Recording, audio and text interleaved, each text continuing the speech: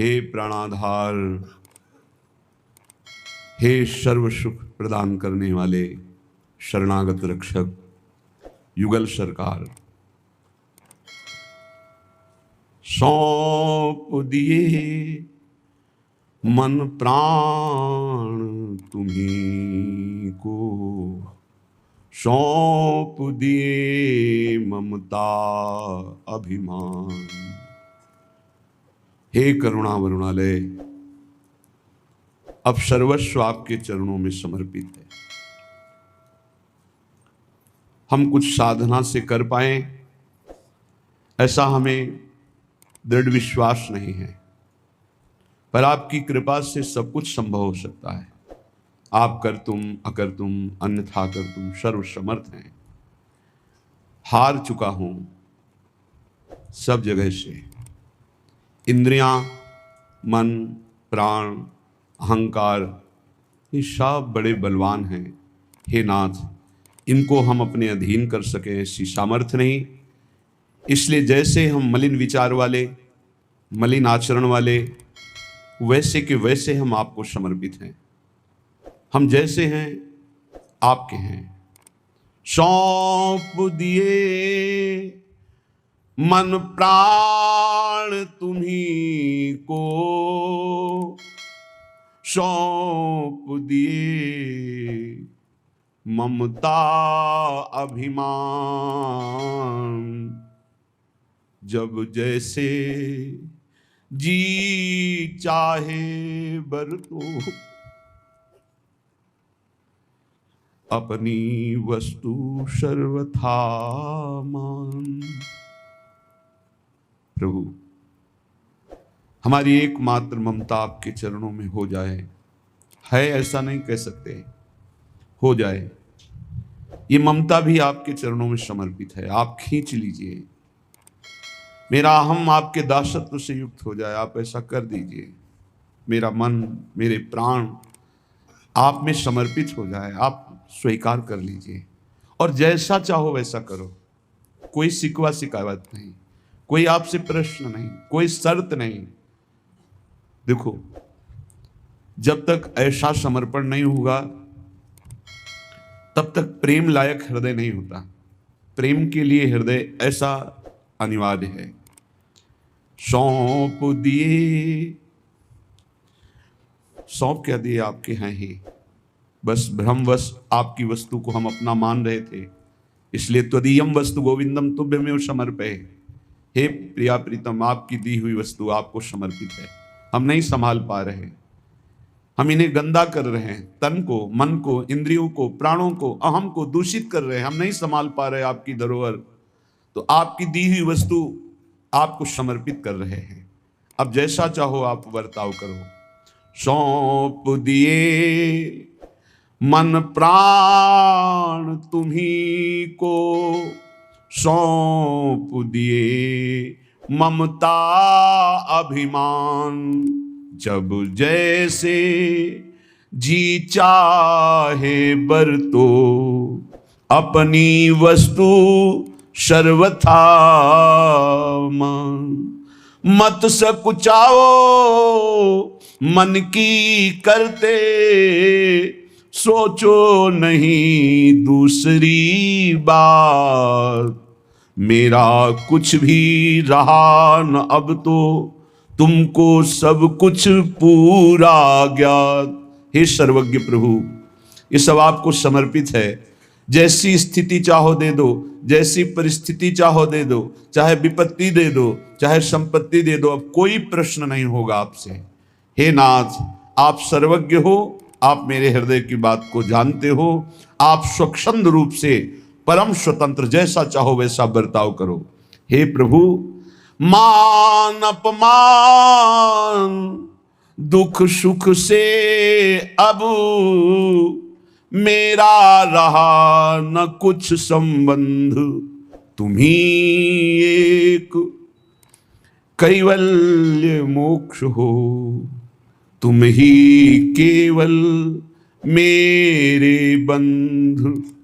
रहूं कहीं कैसे भी रहती, बसी तुम्हारे अंदर नित्य, छूटे सभी अन्य आश्रय अब, मिटे सभी संबंध अनित्य।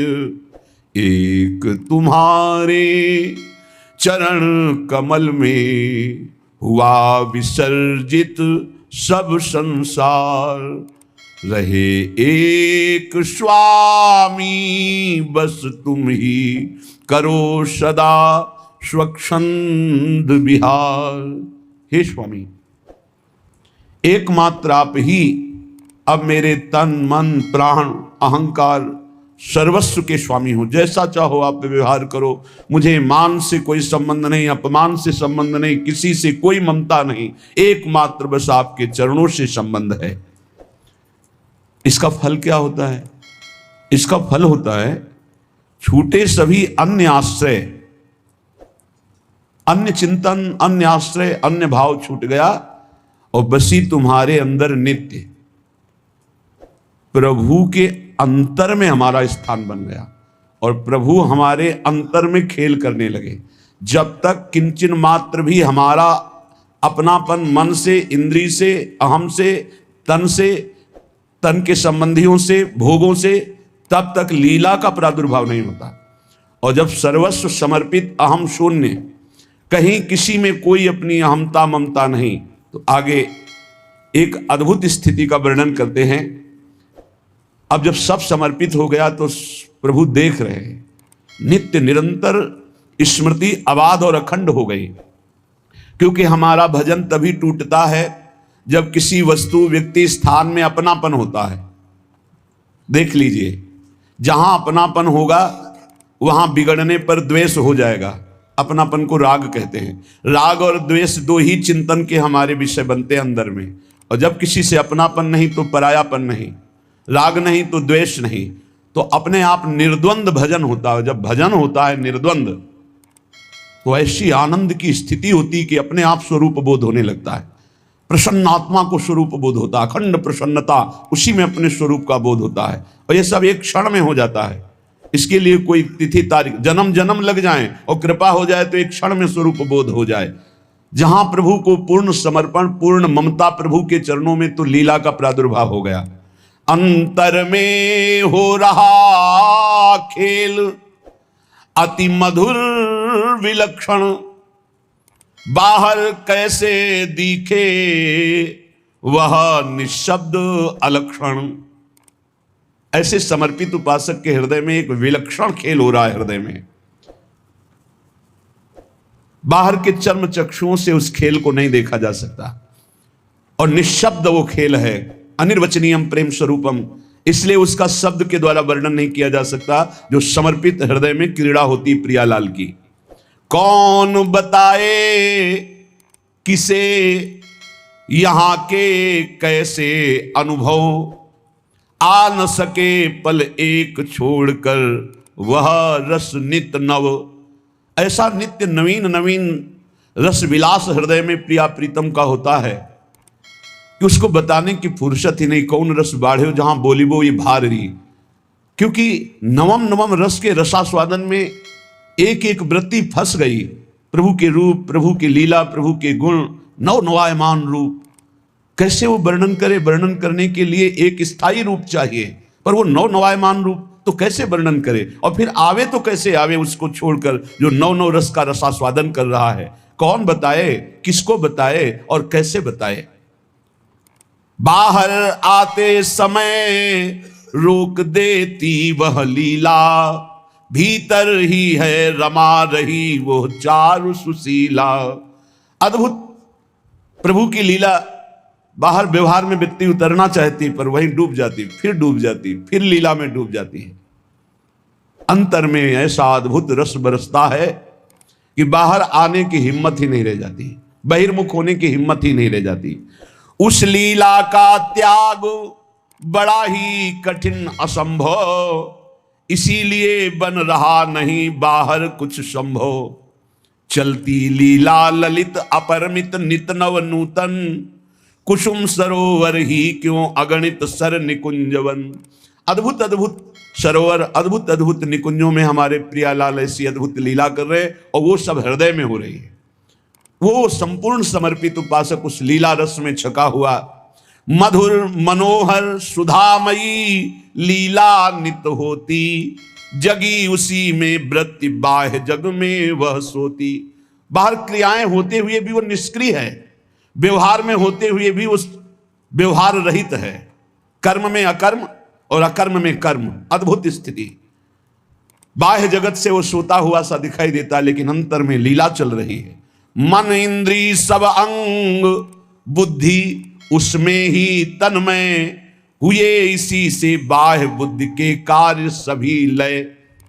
देह शुद्धि का विस्मरण, पर देह के संपूर्ण कार्य यथावत वैसे ही होना, ये सामर्थ्य है भगवत लीला की। ये तब प्रकाशित होती है जब उपासक का हृदय पूर्ण समर्पित हो जाता है। इस लीला आनंद से बढ़कर के कोई आनंद नहीं है। भगवदानंद का जो तारतम्य वर्णन करते हैं शास्त्र हमारे, पहली बात तो ये कहते हैं कि कोई भी कुछ भी करता है तो अपने सुख के लिए करता है, हमें सुख प्राप्त हो इसलिए, वो किसी और के लिए नहीं करता। नावा अरे पत्यु कामाय पति प्रियो भवति, आत्मनस्तु कामाय पति प्रियो भवति। नावा अरे जायायै कामाय जाया प्रिया भवति, आत्मनस्तु कामाय जाया प्रिया भवति।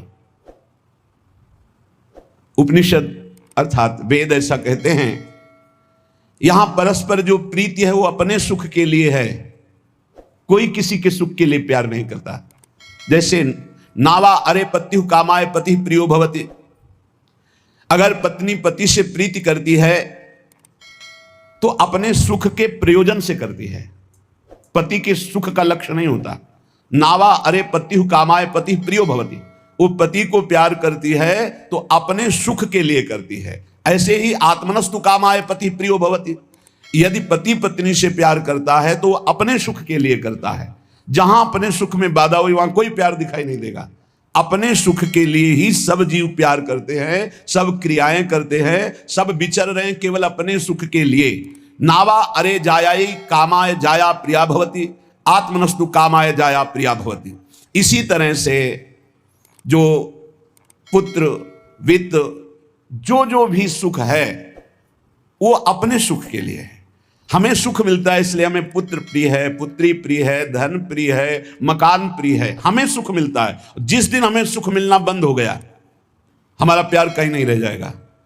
अब ये सुख का तारतम्य देखना है कि वास्तविक क्या इनमें सुख है। देखो यहां कह रहे हैं नावा अरे पत्यु कामाय पति प्रियो भवति, पति प्रिय नहीं है, पति से कामना की पूर्ति होती इसलिए प्रिय है। ऐसे कितने उदाहरण हैं, पुत्र के लिए, पत्नी के लिए, माता पिता के लिए, अलग अलग संबंधों में। हमारा शास्त्र कहता है हम केवल सुख से प्यार करते हैं, सुख से, अपने सुख से। अगर हमको दुख का संबंध दिखाई देने लगे तो सब संबंध छोड़ दें, और सुख है नहीं, केवल सुख की छाया में फंसा करके ये माया हमें बांधे हुए है। जिसे तुम सुख समझते हो ये सुख नहीं, सुख की छाया है, समझ पड़ती नहीं, ये गिरधर की माया है। जैसे किसी व्यक्ति की छाया को पकड़ने चलो कभी पकड़ में नहीं आएगा, क्योंकि वो व्यक्ति की छाया है। तो ये सुख की छाया सी दिखाई देती मृत्यु लोक में या ब्रह्मा के द्वारा रचे हुए अन्य लोकों में। सुख तो सुख सिंधु भगवान के नाम रूप लीला धाम में है। इस सुख का तारतम्य वर्णन करते हुए कहते हैं कि सबसे बड़ा सुख जो आनंद सिंधु सुख राशि, सीकर तय त्रैलोक सुपासी। सीकर कहते हैं एक बूंद जैसे ऐसे मारो उसमें जो छोटे कण निकलते हैं उसे सीकर कहते हैं। आनंद समुद्र भगवान के एक बिंदु के, एक सीकर के सुख से पूरा त्रिभुवन सुपास, पूरा त्रिभुवन सुखी हो रहा है। जो सुख का आभास भी मिल रहा है वो सच्चिदानंद भगवान है, इसलिए सुख का आभास मिल रहा है। शास्त्र कहता है यदि आनंद की प्राप्ति करनी तो आनंदो ब्रह्मेति व्यजानात् आनंदाद्धेव खल्विमानि भूतानि जायन्ते आनंदेन जातानि जीवन्ति आनंदम प्रयन्त्यभि संविशन्ति। वेद कहता है आनंद से ही हमारी उत्पत्ति हुई है, हम आनंद सिंधु भगवान के अंश हैं, इसलिए सहज सुख राशि, चेतन अमल सहज सुख राशि। आनंद ब्रह्म है उसी आनंद ब्रह्म से हमारी उत्पत्ति हुई, अर्थात हम उसके अंश हैं। हमारा स्वरूप भी आनंद स्वरूप ही है और आनंद की ही हम खोज कर रहे हैं, आनंद के लिए ही हम कर्म कर रहे हैं, आनंद के लिए ही हमारा जीवन है। पर हम आनंद में प्रविष्ट होना नहीं जाने कि आनंद है कौन सा। हम समझते हैं शरीर में आनंद है, पुरुष शरीर में, स्त्री शरीर में, अमुक धन में, अमुक भोग में, अमुक क्रिया में। आज तक किसी को आनंद नहीं, ग्लानि और पश्चाताप प्राप्त हुआ। आनंदम ब्रह्मणो विद्वान ना बिभेति कुतश्चन आनंदो ब्रह्मेति वजानात। जो परमात्मा है, योगी जन जिसे परमात्मा कहते हैं, ज्ञानी जन जिसे ब्रह्म कहते हैं, भक्त जन जिन्हें भगवान कहते हैं, प्रेमी जन जिन्हें लाडले कहते हैं, वो आनंद स्वरूप हैं, वो सुख समुद्र हैं।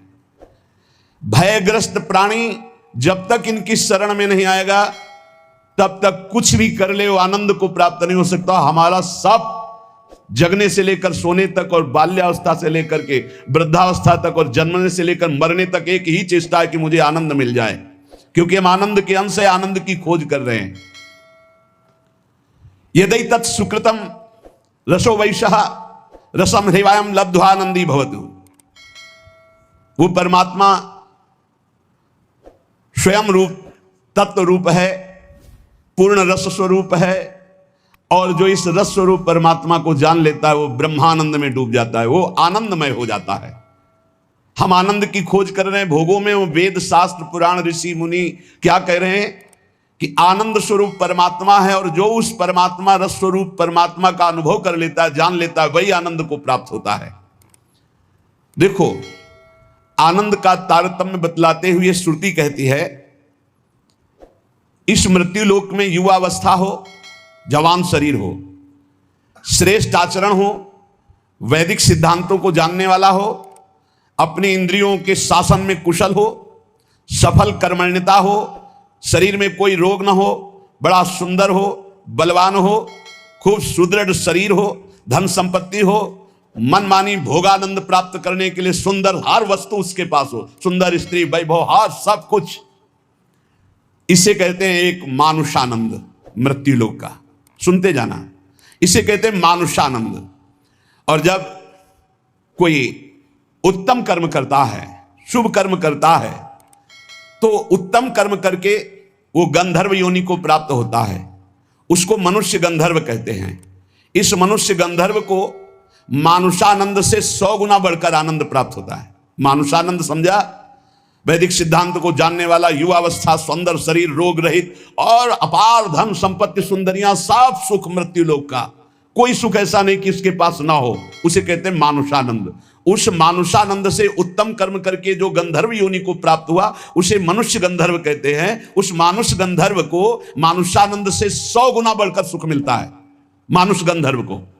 और उस मनुष्य गंधर्व के आनंद से 100 गुना बढ़कर के देव गंधर्व, जो देवता गंधर्व रूप में ये साधन करके गंधर्व बना, 100 गुना मानुषानंद से बढ़कर।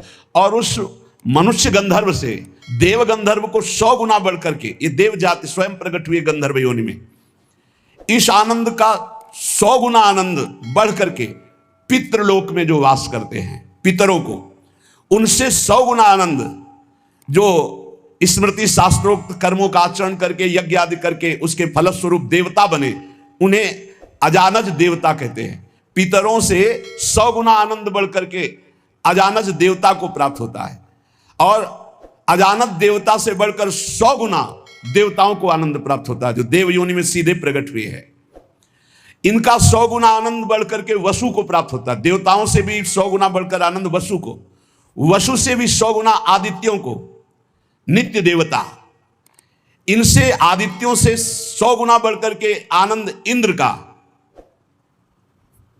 देखो कितना तारतम्य है आनंद का। और इंद्र के आनंद से 100 गुना आनंद बढ़कर के बृहस्पति जी का, बृहस्पति जी के आनंद से 100 गुना आनंद बढ़कर के प्रजापतियों का, दक्ष प्रजापति आदि। ऐसे प्रजापतियों के 100 गुना आनंद बढ़कर के परमेष्ठी पद, ब्रह्मा के पद में।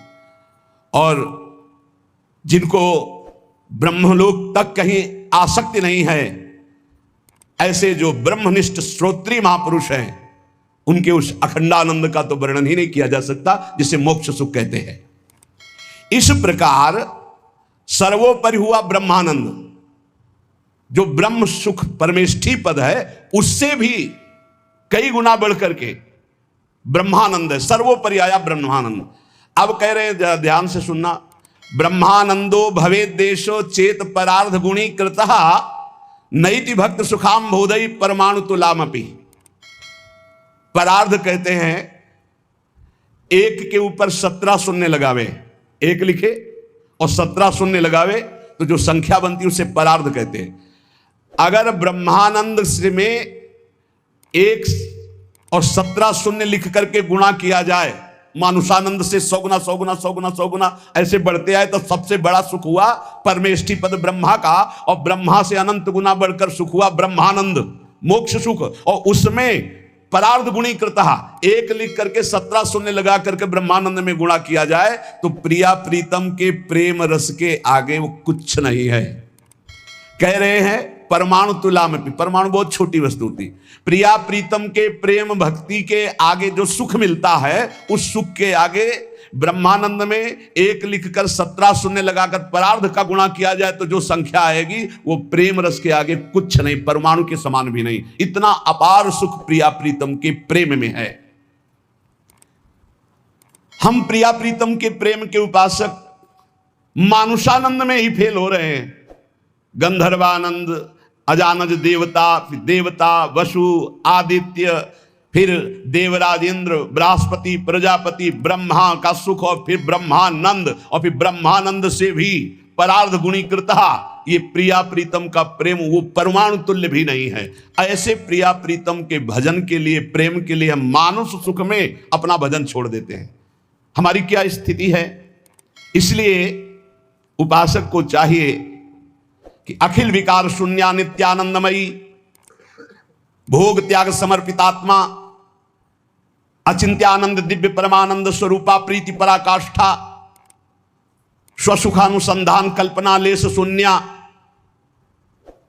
श्याम विदुवदन चकोरी, श्री कृष्ण मनोमनस्विनी, श्री कृष्ण प्राण प्राणा, ऋषि मुनि मनाकर्षक चित्ताकर्षणी, श्री कृष्ण हृदया, श्री कृष्ण जीवना, श्री कृष्ण स्मृति रूपा, श्री कृष्ण सुखैक मना, श्री कृष्णानंद प्रवर्धनी, श्री कृष्ण प्राणाधिदेवी, श्री कृष्णा आराध्या, श्री कृष्णा आराधिका, नित्य कृष्णानुकूल्यमयी, श्री कृष्ण प्रेम तरंगिणी, श्री कृष्ण अर्पित मनोबुद्धि, श्री कृष्ण सेवामयी, श्री कृष्णास्या, श्री कृष्णाश्रिता, श्री कृष्ण कीर्ति ध्वजा, श्री कृष्णात्म स्वरूपा, श्री लाडली जी की उपासना में अपना अस्तित्व मिटाना होता है।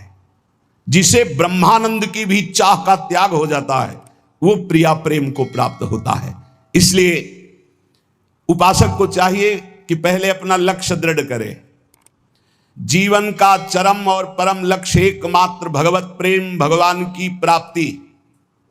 ध्यान दीजिए, प्रियालाल की उपासना में सबसे पहले उपासक को दृढ़ निश्चय करना है, आशा बंधा, दृढ़ आशा, इसी जन्म में मुझे प्रियालाल का प्रेम प्राप्त होगा, इसी जन्म में हम प्रियालाल को प्राप्त होंगे, पक्का। बुद्धि केवल प्रियालाल के विषय में ही विचार करे। जीवन भर हमारा एक ही कार्य है साधना का, मय्येव मन आधत्स्व मयि बुद्धि निवेश है। प्रियालाल में मन लगाना है, प्रियालाल में बुद्धि लगानी। बुद्धि का काम है निश्चय करना, मन का काम है संकल्प विकल्प करना। अब निश्चय तो हमारा दृढ़ हो गया कि प्रियालाल ही हमारे हैं, निश्चय हो गया कि सुख है प्रियालाल में, बस ये झूठे संसार में नहीं। अब संकल्प विकल्प करने वाले मन को रूप की प्रियालाल के नाम में, रूप में, लीला में, धाम में लगाना है। श्री भगवत ऋषि जी महाराज कह रहे हैं,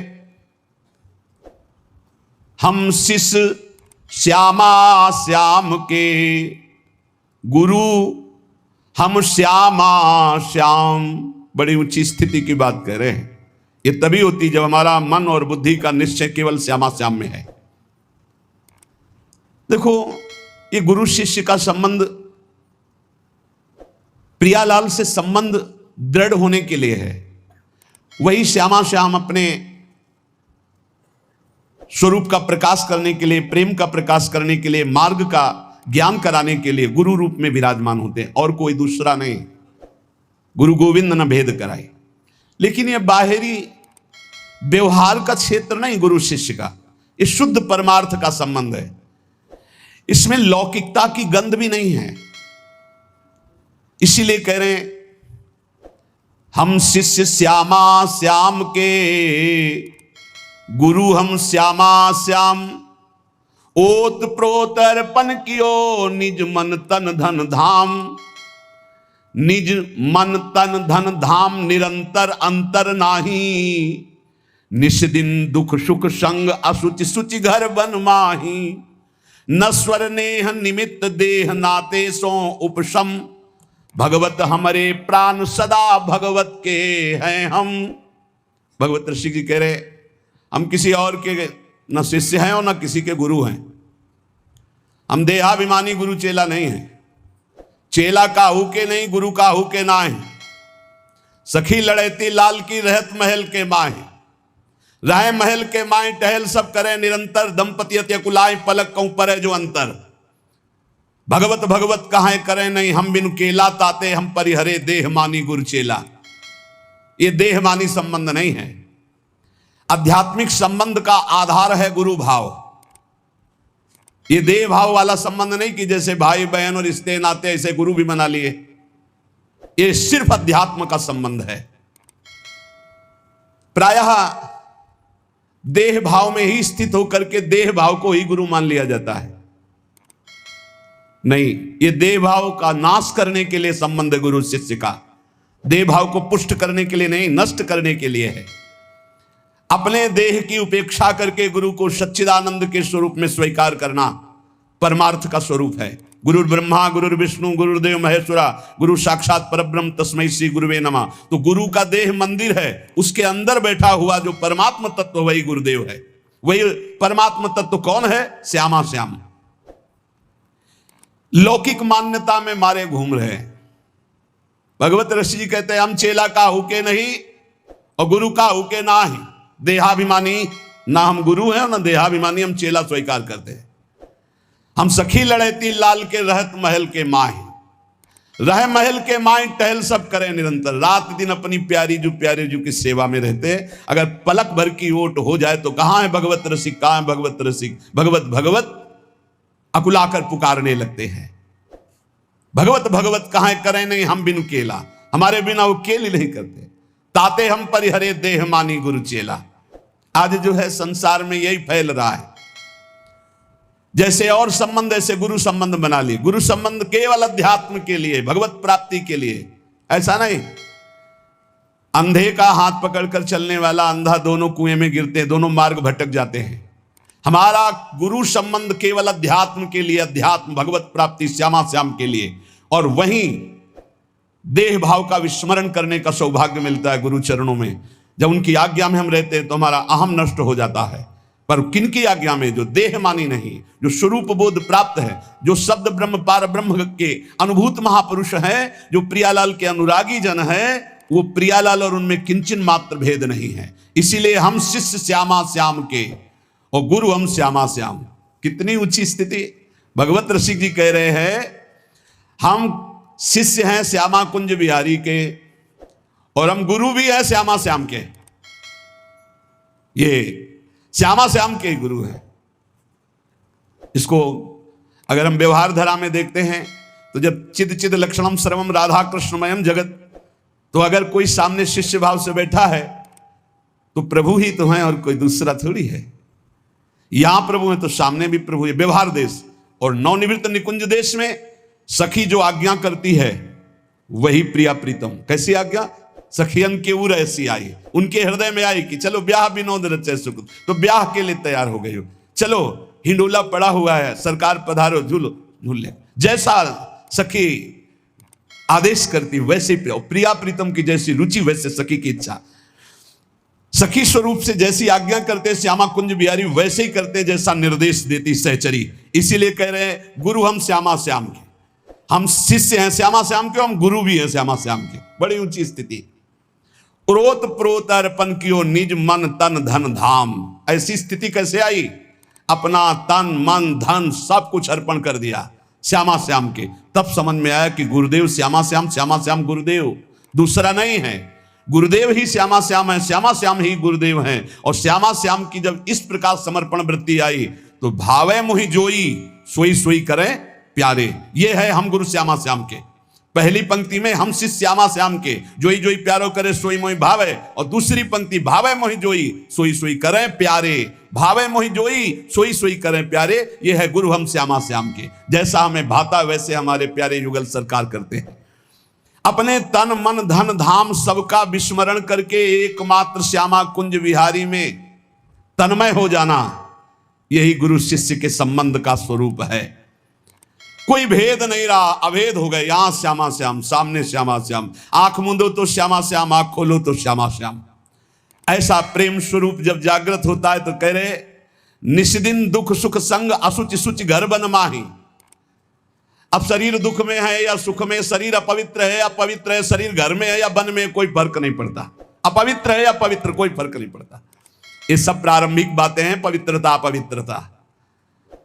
शरीर शौच में बैठा हुआ है, मन लीला में डूबा हुआ है, सामने प्रिया प्रीतम विराजमान है।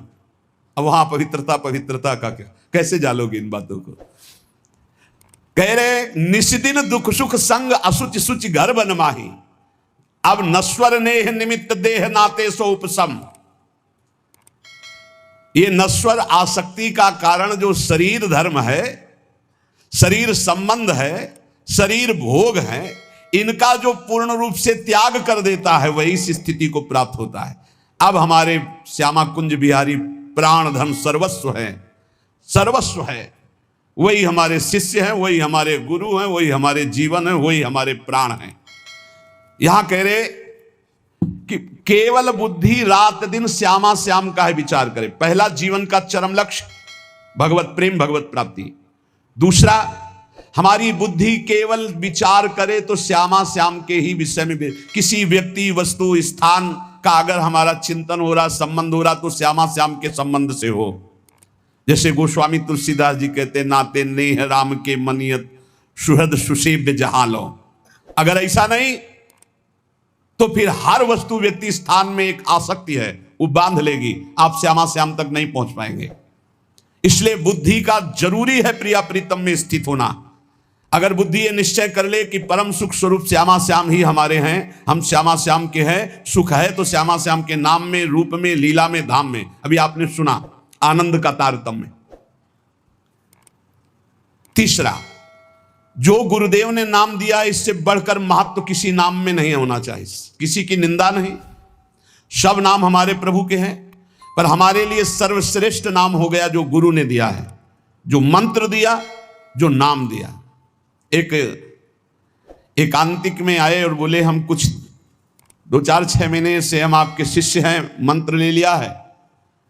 स्वप्न में एक महात्मा आए और उन्होंने हमको और मंत्र दिया है, तो अब तो हम समस्या में फंस गए कि आपका दिया गुरु मंत्र जपें या स्वप्न में कोई और महात्मा आए थे उनका दिया जपें, क्या करना चाहिए।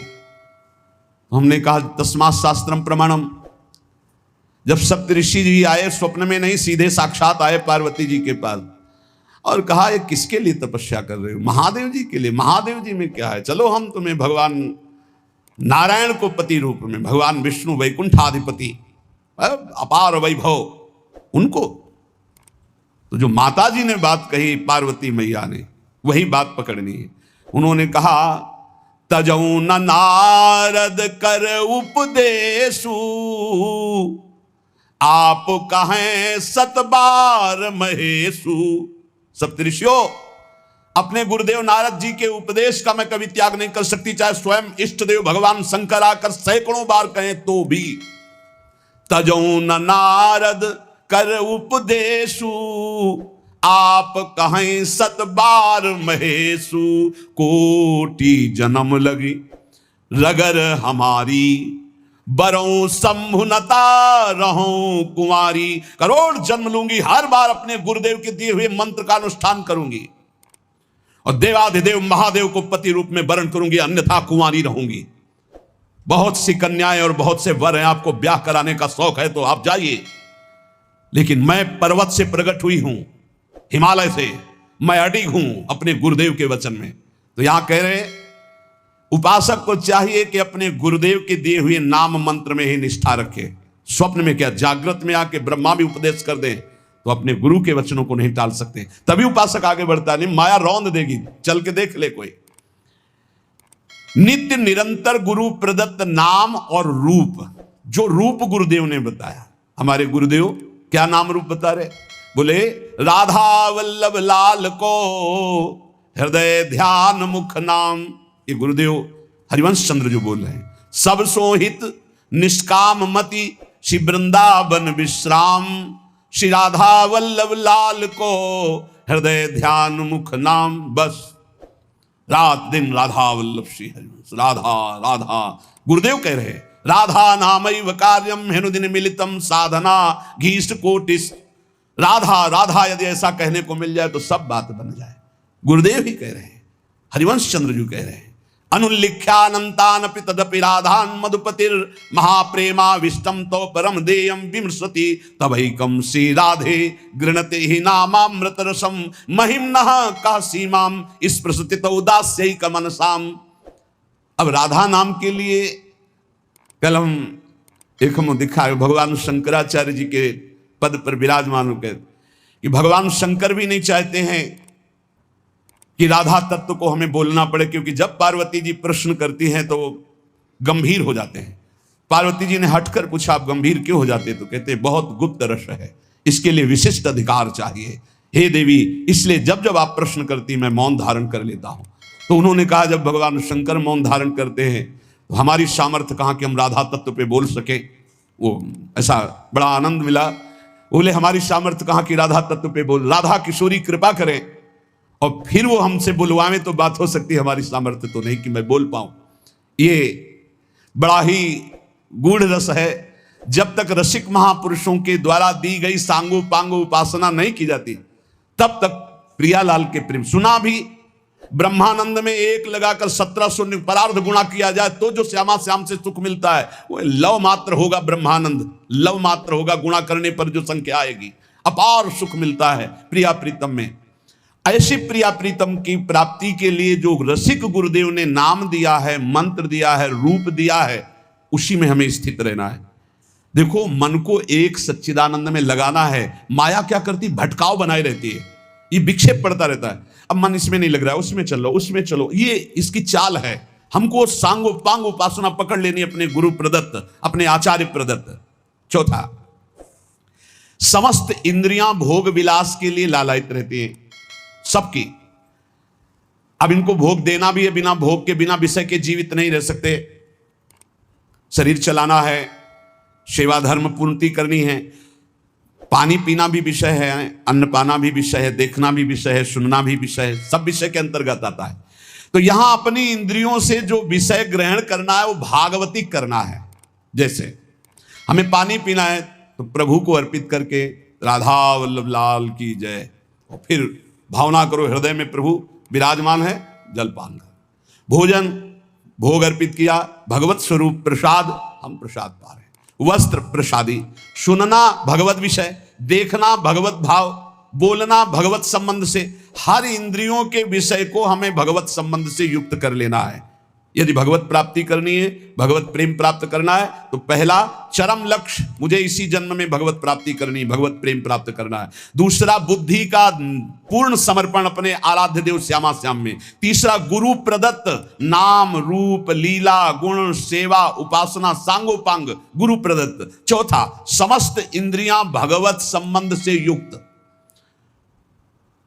जब हम स्वसुख वांछा से युक्त होकर कोई भी विषय सेवन करते हैं वो भगवत विमुख हो जाता है। जैसे हम कोई सूंघा वस्तु और वो प्रभु के संबंध से युक्त नहीं, ये स्वसुख वांछा से युक्त सूंघना ये बंधन कारक हो गया। ये राधा वल्लभ लाल जी का प्रसादी इत्र, अच्छा फूहा, कितना अब ये भक्ति वर्धक होगा, पाप नाशक होगा और आपके हृदय में आह्लाद। कोई भी क्रिया भगवत विमुख नहीं होनी चाहिए। हमारी प्रत्येक चेष्टा भगवत संबंध के लिए है। हमारा शौच स्नान भी भगवत संबंध के लिए। जैसे पात्र मार्जन करते हैं, ऐसे हम लघुशंका शौच आदि से निवृत्त होकर पवित्र होकर अपने प्रभु की सेवा, प्रभु के सुमिरन में, वो भी भजन का एक अंग है। समस्त इंद्रियां सदा सर्वदा केवल भगवत विषयों के संबंध में ही रहे, स्वसुख वांछा में न रहे। पांचवा, जीव का चिंतन प्रत्येक क्षण पदार्थ, व्यक्ति, परिस्थिति, विचार, भोगों के, क्रियाओं के, संबंधियों के, जहां जहां जाए वहां से हटाकर अपने लक्ष्य श्यामा श्याम में लगाओ, या जहां जहां जाए वहां प्रिया प्रीतम की भावना करो। जीवन का प्रत्येक पल किसी व्यक्ति के विचार में, वस्तु के विचार में, स्थान के विचार में, भोग विचार में, जहां जहां जाए वहां से हटाकर श्यामा श्याम में लगाओ, या जहां जहां जाए वहां श्यामा श्याम को देखो। छठवां, चित्त की एक एक वृत्ति से तुम्हारे आराध्य देव कभी हटने ना पावे। बड़ी उत्तम स्थिति होती है उस उपासक की, एक एक वृत्ति भगवदाकार करनी है। जैसे समुद्र में करोड़ों तरंगे, ऐसे चित्त में लाखों करोड़ों वृत्तियां, हर वृत्ति भगवदाकार। गोपी जनों की थी, विक्रेतु कामा खिल गोप कन्या मुरारी पादार्पित चित्त वृत्ति दध्यादिकम मोह वशादवोचद गोविंद दामोदर माधवेति। कैसी स्थिति? बोले बेचने जा रहे हैं दही, पर चित्त की वृत्ति में गोविंद बसे, मुरारी बसे, तो वो कैसे पुकार रही? कोई गोविंद ले ले, कोई दामोदर ले ले, कोई माधव ले ले। तो ब्रजवासी जन कहते हैं बाबरी क्या बेच रही? तब शुद्ध आती, अच्छा नहीं तो बोल रही कोई गोविंद ले ले, कोई दामोदर ले ले, कोई माधव ले ले। विक्रेत कामा खिल गोप कन्या मुरारी पादार्पित चित्त वृत्ति दध्यादिकम। बेचना है दही और बोल रही कोई गोविंद ले ले, दामोदर ले ले, माधव ले ले। चित्त की एक एक वृत्ति श्यामा श्याम में अर्पित, ये बहुत आनंद का विषय। गाढ़ चिंतन, जब कभी भगवान की कृपा से तुम्हें सौभाग्य मिलेगा कि 2-4 मिनट के लिए शरीर का विस्मरण हो जाए, पूर्वापर की स्मृति लोप हो जाए, और वर्तमान में जो चिंतन चल रहा है उसी में तदात्म हो जाए, फिर देख लो कैसा आनंद आता है। कभी सौभाग्य से 1-2 मिनट के लिए स्थिति जिसकी आई हो या आएगी, तो आप देख लेना, पूर्वापर का विचार खत्म, मैं कौन हूं, कहां हूं, कैसा हूं, सब खत्म। केवल स्मृति, मात्र स्मृति, भगवत स्मृति, प्रिया प्रीतम की स्मृति। उस समय जो आनंद, उसका वर्णन नहीं हो सकता। यही आनंद आता है जब एक एक वृत्ति प्रभु में लगा दो। नित्य नई उमंग, नित्य नवीन उत्साह, नित्य नया आनंद उस उपासक को प्राप्त होता है जिसकी हर एक वृत्ति प्रभु में लग जाती है। हर एक वृत्ति लगाने से लगेगी, तत्काल थोड़ी कोई सिद्ध हो जाता है। भगवान ने इसीलिए गीता जी में कहा, अभ्यास योग युक्तेन चेतसा नान्यगामिना। ऐसा अभ्यास करो कि चित्त की एक भी वृत्ति कहीं बाहर ना जाए। राधा राधा राधा वल्लभ श्री हरिवंश। 7वां, कहीं भी आसक्ति ना हो, सारी की सारी आसक्ति, सारी की सारी ममता केवल एक युगल सरकार में। बहुत सुख मिलता है, अपार सुख मिलता है। जिससे प्यार होता है, अपनापन होता है, उसकी बात सुनने में सुख मिलता है। अरे वो दिशा अच्छी लगती है, वो दिशा अच्छी लगती है। जिधर अपना प्यारा बसता है ना, वो दिशा अच्छी लगती है। उधर से आई हुई वायु ऐसा लगता है प्यारे का आलिंगन हो रहा है। अभी वो प्रेम जागृत नहीं हुआ, इसलिए उस एरिया को कोई आ जाए, अच्छा आप उधर से आए, जहां अपना प्यारा बसता है उस क्षेत्र का कोई आ जाए तो ऐसा लगता है प्यारा मिल गया। उधर की वायु आ जाए तो प्यारा है। जहां प्रीतम जी देश की प्यारी लागे पौर, जिधर प्रीतम बसते उधर से यस्या कदापि वसनांचल खेलनोत। जिधर हमारी प्यारी जो प्यारे जो, सारी आसक्ति, सारी ममता एक बार युगल सरकार के चरणों में समर्पित करने का बहुत बढ़िया अवसर है। बार बार तो बनत नहीं। या संजोग अनूप मानुष तन वृंदा विपिन रसकन संग विविरूप, बहुत बढ़िया अवसर मिल गया है। मनुष्य शरीर, महामहिम परम पावन वृंदावन धाम का सानिध्य, रसिकों का संग और युगल सरकार की उपासना, सर्वोपरि उपासना। अभी आपने आनंद के तारतम्य में सुना।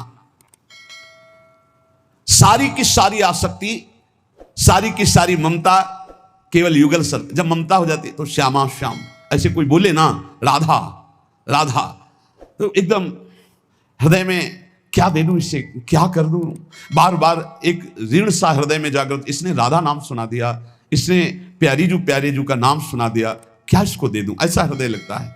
ऐसा हृदय मिल, जिससे सेवक जी महाराज कहते, जो हरिवंश को नाम सुनावे तन मन प्राण तासु बलिहारी। तन मन प्राण न्योछावर है उसके ऊपर, जो एक बार बोले श्री हरिवंश। सेवक जी महाराज कह रहे, ये है आसक्ति, इसे कहते हैं ममता। जैसे गोस्वामी तुलसीदास जी कह रहे हैं, तुलसी जाके मुख से धोखे हो निक्षत राम, ताके पग की पगतली मोरे तनु की चाम।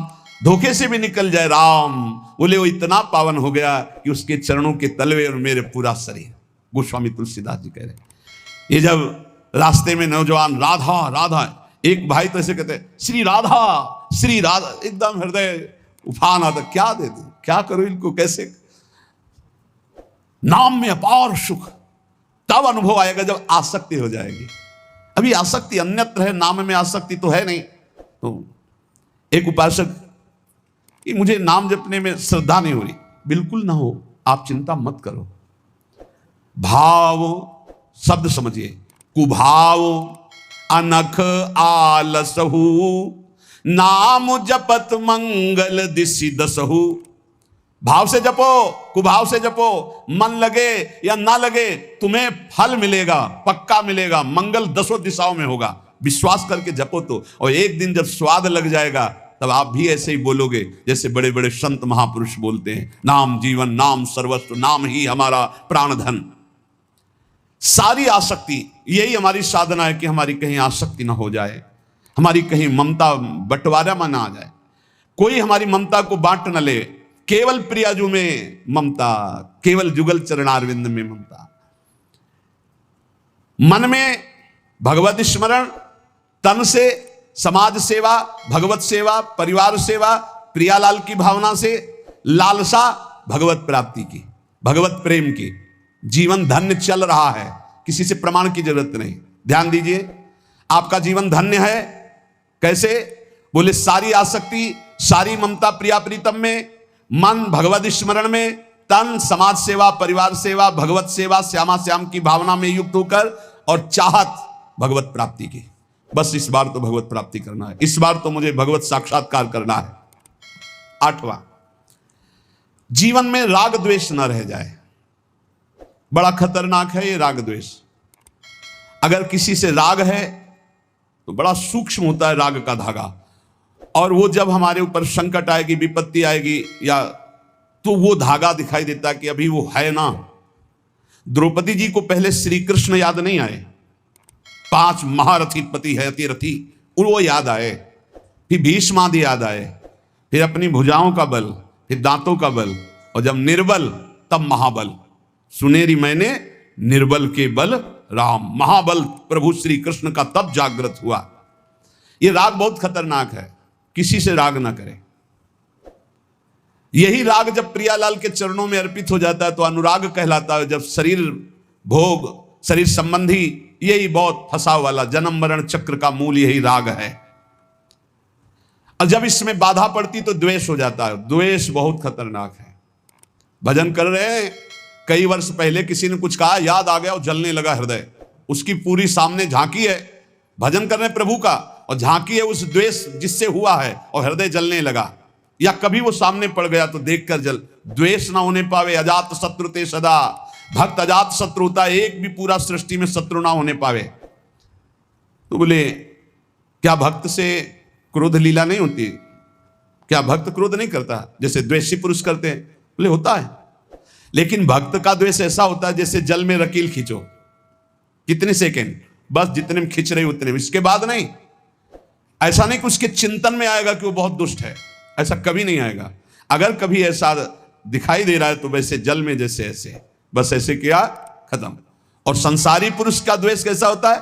पत्थर की रकील खींच दो तो बनी की बनी, और वो जल की रकील, जल में ऐसे रकील खींचो, 1 सेकंड में खत्म। ऐसे भक्त का आवेश होता है, कोई धर्म विरुद्ध या इष्ट विरुद्ध या ऐसा, तो एकदम वो आवेश दिखाई देगा, लेकिन उसी क्षण वो तत्काल बिल्कुल द्वेष किंचन मात्र नहीं, किंचन मात्र मंगल की भावना नहीं। अगर राग द्वेष है तो फिर वो भक्त कैसा?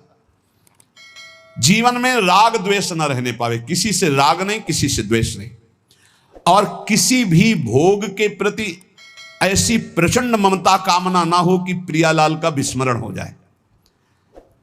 प्रियालाल का स्मरण करते हुए धर्मयुक्त भोग को जीवन यापन के लिए स्वीकार किया गया है। प्रियालाल का स्मरण चल रहा है और शास्त्र सम्मत धर्मयुक्त भोग है जीवन यापन के लिए, लेकिन शास्त्र विरुद्ध प्रियालाल का विस्मरण करा दे ऐसा भोग भक्तजन स्वीकार नहीं करते। और जो स्वीकार करते हैं वो भक्त नहीं होते।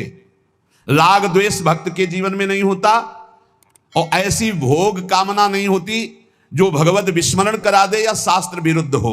अगर शास्त्र विरुद्ध और भगवत विस्मरण कराने वाली भोग वासना, वो फिर अभी भक्ति रंग नहीं लाई।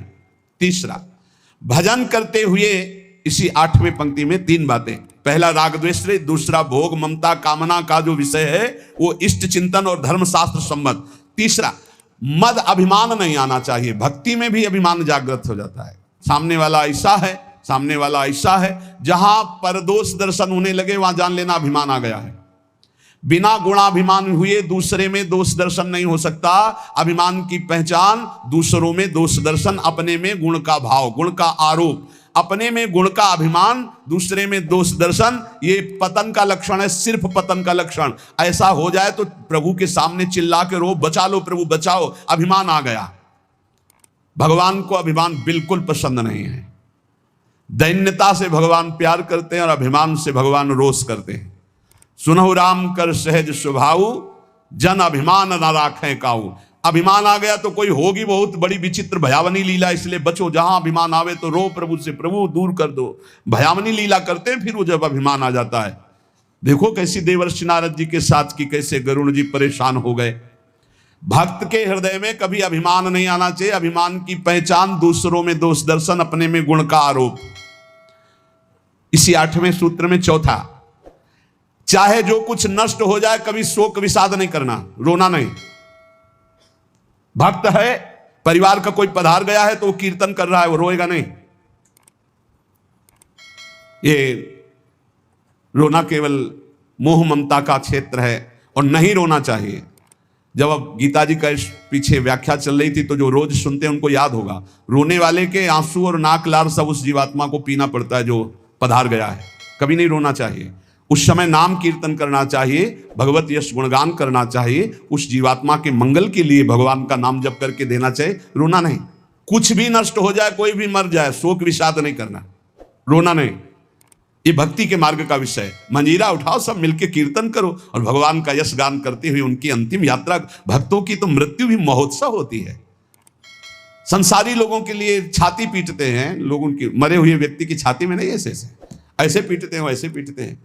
और जब वो पीट के रो रहे हो घर वाले, तब पूछना कि तुम क्यों रो रहे हो, तब असलियत पता चलती है। वो रो नहीं रहा उसके लिए कि इसलिए रो रहा है, वो अपने लिए रो रहा है कि हम जो चाहा अपने लिए, बस अपनी कामना की पूर्ति के लिए। भक्त को कभी ऐसा नहीं करना। कोई पधार गया बहुत गंभीर, कोई रोए तो डांट देना चाहिए, चुप शांत नहीं रोना। उस जीव को क्यों अब कष्ट देना। अब तो नाम कीर्तन, मान लो 50 लोग आए, 50 लोग नाम कीर्तन करो और फिर उसको भगवान के मार्ग में अग्रसर हो आगे। जहां जीवात्मा जाए उसका अच्छी जगह जन्म हो, उत्तम कुलवान भक्तवानों के घर में जन्म हो, भगवत प्राप्ति हो जाए उसको। ऐसे नाम कीर्तन करके उसको प्रदान करो, तब तो बढ़िया बन जाएगा। ये सब बैठे बैठे वो इधर उधर की बातें उच्चारण करके रोना, ये सब कुछ भी नष्ट हो जाए। भक्त के आंसू सिर्फ भगवान के लिए गिरते, ध्यान रखना। भक्त की आंसू रूपी धरोहर सिर्फ भगवान के लिए काट दिया जाए तो भी आंसू नहीं गिरेंगे। भगवान के लिए ही आंसू गिरने चाहिए। शोक विषाद नहीं होना चाहिए। कुछ भी नष्ट हो जाए, क्यों नहीं होना चाहिए। हमारी तो सब जीवन था, ये नष्ट हो गया। जिसने एक क्षण में अनंत ब्रह्मांडों का सृजन कर दिया वो मेरा स्वामी है। वो चाहेगा तो हर व्यवस्था हो जाएगी, हर व्यवस्था। और हम आपसे सच्ची कहते हैं, भक्त का जो कुछ नष्ट होता है अच्छा होने के लिए होता है, पक्का समझना। नामदेव जी की कुटिया में आग लगी तो सब अच्छा ही अच्छा हो गया, नहीं हुआ। कहीं भी कुछ भी, भक्त का अगर कहीं भी कुछ भी हानि होगी, तुम निष्ठा से रहना, सब बढ़िया ही होगा। आप देख लेना, परिणाम में देख लेना। शोक किस बात का। कोई नई व्यवस्था किया है मालिक ने, इसीलिए पुराने को आग लगवा दी है, या पुराना नष्ट हो गया, कोई नई व्यवस्था की। भगवान की ताकत नहीं कि वो अमंगल कर दे। किसी ने कहा हमारा मन भगवान में ना लगा हो और हम फिर भोग लगाएं, सेवा करें तो भगवान स्वीकार कर लेंगे। कहां, वो बड़े कृपालु है। अरे पूरे समय मन नहीं लगा, लेकिन आपने कहीं ना कहीं मन में तो ये बनाया था कि भगवान को हम भोग लगा ले जा रहे हैं। इतनी भी ना तो श्रद्धा थी पाई भर, ना कोई भगवान से अपनापन था। स्तनों में जहर लगाया था भगवान को मारने के लिए, और भगवान ने फल दिया यशोदा मैया को जो मिलता है। ऐसे तो हमारे कृपालु भगवान है। तुम दूध का भोग लगाने सही में जा रहे हो, अब मन लगे चाहे लगे तुम्हें फल तो मिलेगा ही। ये संशय मत करो, हमारे भगवान पर बड़े कृपालु हैं। शोक विषाद का विषय भक्त का नहीं होता, किसी के मर जाने पर या किसी के नष्ट हो जाने पर या किसी के छूट जाने पर। अमुक ने हमको छोड़ दिया, बड़ी कृपा की, क्यों? अब हमारा सहयोगी मित्र कौन होगा? भगवान।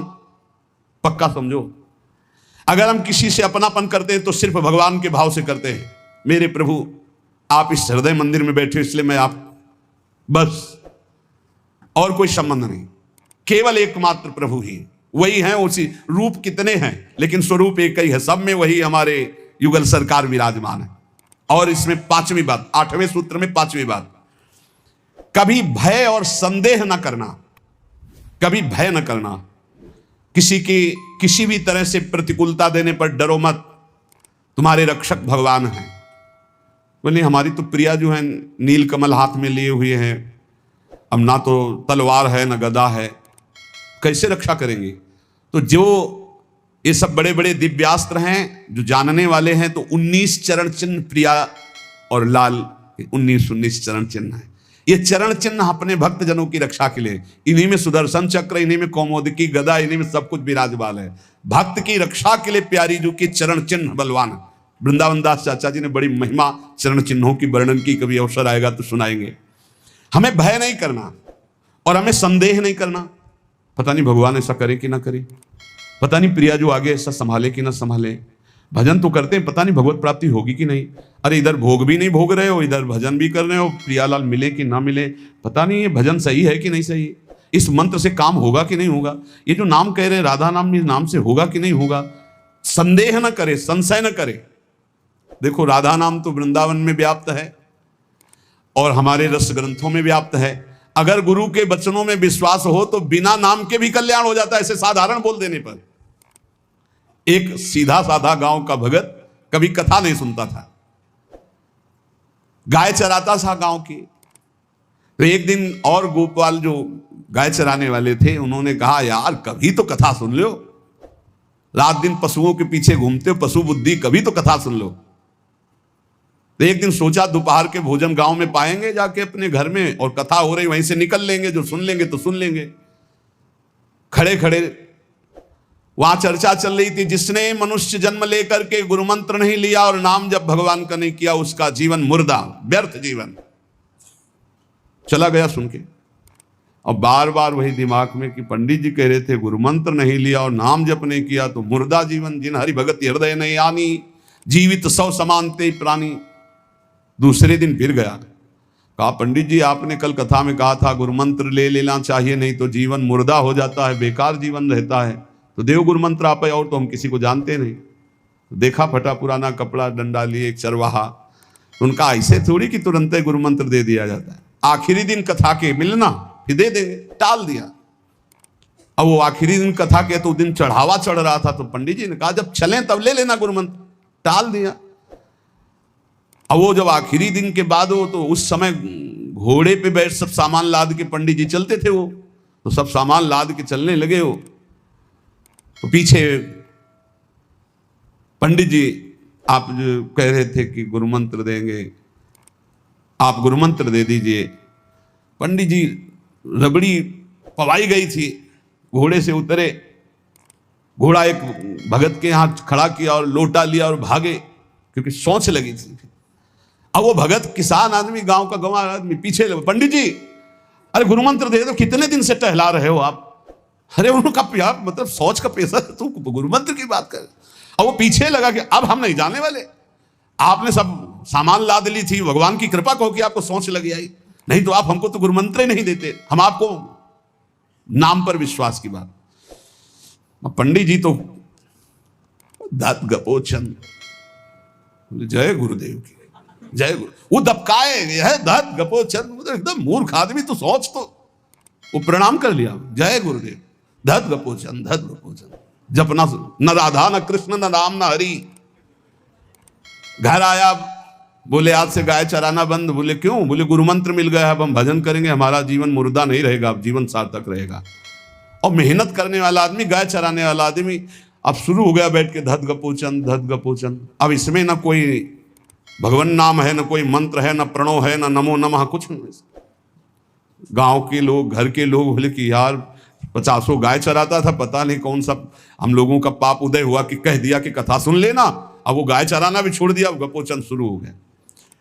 अब उसकी ऐसी लगन लगी, सहज सरल भोले जो होते हैं ना, हरिवंश महाप्रभु कह रहे हैं, मुनि मन ध्यान धरत नहीं पावत, करत विनोद संग बालक भट, दास अनन्य भजन रस कारण, जैसे हित हरिवंश प्रगट लीलान। लालजू महाराज बड़े बड़े मुनियों के ध्यान में नहीं आने वाले, बड़े विनोदी। रुक्मिणी जी से कहा तैयार हो, भगत के दर्शन करने चलना है। रुक्मिणी जी ने कहा बहुत दिनों बाद आज आपको किसी भक्ति की याद आई प्रभु, जरूर कोई महाभागवत होगा, हम चलते हैं। बोले बहुत विचित्र महाभागवत। चले, साधारण वेश में चलना है। जब गांव में गए, उस भगवान तो सर्वज्ञ ही है, उसके घर के दरवाजे में बैठ गए और रुक्मिणी जी से कहा कि पहले तुम मिल के आओ भगत के, फिर हम मिलेंगे।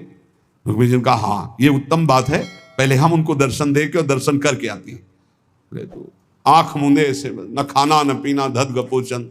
रुक्मिणी जी ने कहा ये कौन सा नाम भगवान का, न विष्णु शास्त्र नाम में है, न गोपाल शास्त्र नाम में है, और कहीं हमने पढ़ा नहीं, ये कौन सा भजन कर रहा है।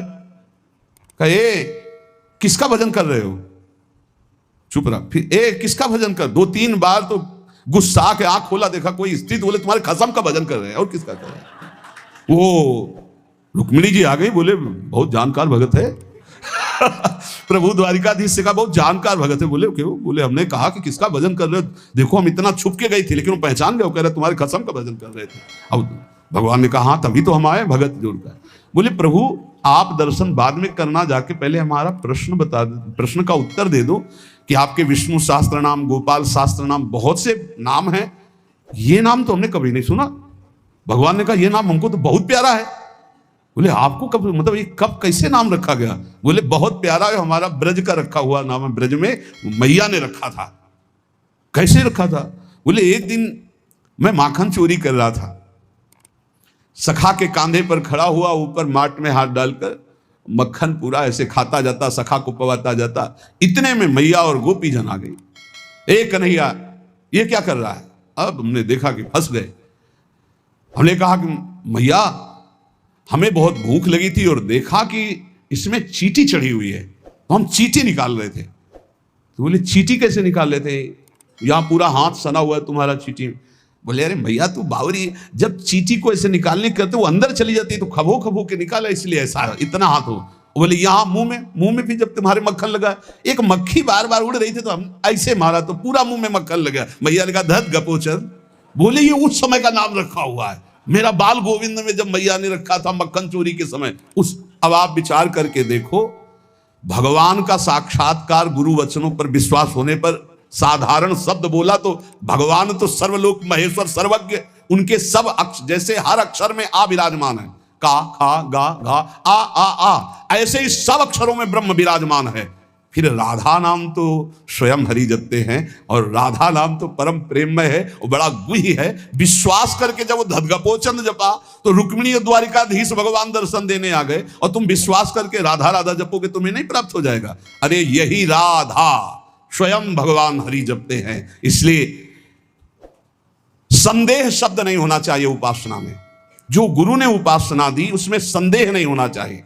और 5वां, इस 8वें सूत्र में 5वां, असूया, दूसरों के गुणों में दोष देखना, चुगली करना और ईर्ष्या, इनसे बहुत दूर रहना चाहिए उपासक को।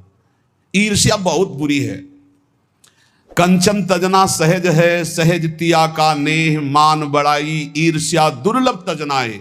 ईर्ष्या बहुत बुरी है, मतलब ये जलाती रहती है हृदय में, ये बहुत बड़ी आग है। एक जिससे ईर्ष्या उसको प्रणाम करो उससे नष्ट हो जाएगी। इसके नष्ट करने का उपाय एक ही है, जिससे ईर्ष्या उसको बार बार प्रणाम करो, बार बार। और वो तुम्हें कितना भी कड़वा बोले तुम बुरा मत मानना, तो तुम्हारी ईर्ष्या नष्ट हो जाएगी। नहीं, ईर्ष्या बेमतलब जलाती रहती है। और किसी के गुणों में दोष ना देखे, किसी की चुगली ना करे। सुनो, ऐसे से कुछ लोगों का स्वभाव होता है, उनका भोजन ही नहीं पचेगा जब तक 2-4 की बुराई नहीं कर लेंगे। सुना तुमने, ऐसे से ऐसा ऐसे नहीं, हमने तो नहीं। अरे मतलब ऐसे गूढ़ विषय की चर्चा मानो ब्रह्म साक्षात्कार करा देंगे। ऐसे लोगों से बचना चाहिए जो दूसरों की निंदा चुगली करते हैं। निंदा चुगली करने वालों को ऐसा लगता है जैसे चक्रवर्ती सम्राट पद में बैठा दिए जाएंगे, जब दो चार उनको मिल जाए सुनने वाले, फिर जैसे कोई भगवत प्रेमी महात्मा खूब सरस भगवान की चर्चा करे, ऐसे ये द्वेषी जन होते हैं। ये निंदा बहुत संभाल संभाल करके, कहीं भी चूक ना होने पावे, पूरी निंदा। तो ऐसे लोगों से बच्चे, चुगली करना, दूसरे के गुणों में दोष देखना और ईर्ष्या करना। 9, प्रत्येक परिस्थिति में अपने आराध्य देव के द्वारा दिया गया मंगल विधान है ऐसा मानना। एक बार हमने सुना था, उस समय किडनी का रोग प्रकाशित नहीं हुआ था, कि असाध्य रोग भगवान की विशेष कृपा से प्राप्त होता है। तो साधन पर उस समय जोर था, तो डर लगा कि असाध्य रोग कृपा कैसे हो सकती है, ना साधन में बैठ सकते हैं, पीड़ा रहती होगी तो भजन भी नहीं हो सकता, तो ये कृपा कैसे हो सकती है असाध्य रोग। लेकिन सच्ची आपसे कहते हैं, साधना हो रही थी भगवत मार्ग में जैसा कुछ, लेकिन शरणागति में कमी थी, क्योंकि साधन पक्ष में विश्वास बहुत जोर का था। शास्त्र प्रमाणित साधन के बल से भगवत प्राप्ति पर विश्वास हमें था। कृपा शब्द का हमारा कोई परिचय नहीं था, कृपा शब्द से हमारा कोई परिचय नहीं था। पक्का समझ लीजिए, क्या कृपा शब्द, ये तो शब्द ही नहीं था, बस साधन शब्द से परिचय था। अपनी इंद्रियों को बस में करो, मन का निग्रह करो और भगवान का निरंतर भजन करके परम पद प्राप्त करो। हर समय अपने साधन में लगे रहो। जब किडनी फेल हुई, साधन शब्द हटा, अब हाहाकार मच गया अहंकार में। अब क्या, फिर जो अहंकार शरणागत हुआ, फिर बात बन गई, जो करोड़ों जन्मों की साधना से नहीं बनती, वो इस असाध्य रोग ने काम बना दिया। कह रहे हैं कि प्रत्येक परिस्थिति में पूर्ण कृपा, पूर्ण मंगल विधान देखना, ये 9वां सूत्र है। जैसी भी परिस्थिति आवे, चाहे जितना विकराल रूप लेकर के आ जाए परिस्थिति, कृपा ही कृपा, कृपा ही कृपा सच्ची मानना, परिणाम में देखना बड़ा मंगल और बड़ी कृपा होगी। 10वां, प्रेम प्राप्ति के मार्ग के पथिक का जीवन बड़ा विनयमय, बड़ा विनम्र, बड़ा संयमी, सदाचारपूर्ण, त्यागमय और शांत सुख स्वरूप। प्रेमी महात्मा का ये स्वरूप, बड़ा विनम्र जीवन, बड़ा विनयमय जीवन, बड़ा संयमित जीवन, सदाचारपूर्ण और त्याग रूप। त्याग की चेष्टा नहीं, वो त्याग रूप ही है। प्रभु के सिवा उसे कुछ अच्छा नहीं लगता। कुटुम देहते जाय छूटी सब ही विधि नातो। और अद्भुत शांति, अद्भुत शांति, कोई भी द्वंद्व आ जाए उसे अशांत नहीं कर सकता। 11वां, श्री राधा माधव के नित्य नूतन परमानंद प्रदान करने वाले पदों का गायन, उनकी सेवा, उनके प्रेमी जनों के दर्शन संभाषण, तब ऐसे प्रेमानंद की तरंगे हृदय में उछलती रहती है जिससे लीला रस में उसका प्रवेश हो जाता है, तब उसका लीला रस में प्रवेश हो जाता है। इसलिए अपने जीवन को महाप्रेम में बनाने के लिए जो आप सत्संग में श्रवण करते हैं, ये बड़े सौभाग्य से श्रवण कथन का हमें प्रभु ने अवसर दिया है। हम इसे व्यर्थ न जाने दें, बार बार मनन करो। देखो भगवान की इतनी कृपा हो गई, ये यंत्र मोबाइल आदि जो है, अगर इनका सही प्रयोग करें तो ये बहुत सहायक है। एक बार सत्संग हो गया, जो पकड़ पाए नहीं, हम 10 बार सुनेंगे तब तो हम पकड़ लेंगे ना। तो 10 बार कैसे सुनते? अगर ये मोबाइल ना होते, ये यंत्र ना होते तो हम कैसे सुनते? बड़ी कृपा भगवान ने की। जैसे जैसे कलयुग हमारी स्मृति का अपहरण कर रहा है, तो भगवान के द्वारा प्रेरित होकर विज्ञान भी वैसी सहायता कर रहा है कि एक बार का सत्संग हमें पकड़ में नहीं आया तो हम 10 बार मोबाइल से सुन सकते हैं। बस हर चीज में गुण दोष है, तो मोबाइल के दोष को स्वीकार न करें। प्रपंच देखना, गंदी बातें देखना सुनना अगर शुरू कर दो तो दिन भर ही उसी में लग जाएगा। मतलब की बात देखो, संत महापुरुषों के सत्संग को सुनो और उसका मनन करो, उसको अपने आचरण में उतारो और एक क्षण भी नाम से विलग न रहो। जीवन का परम लाभ। शेष चर्चा आगे। श्री राधा वल्लभ लाल की।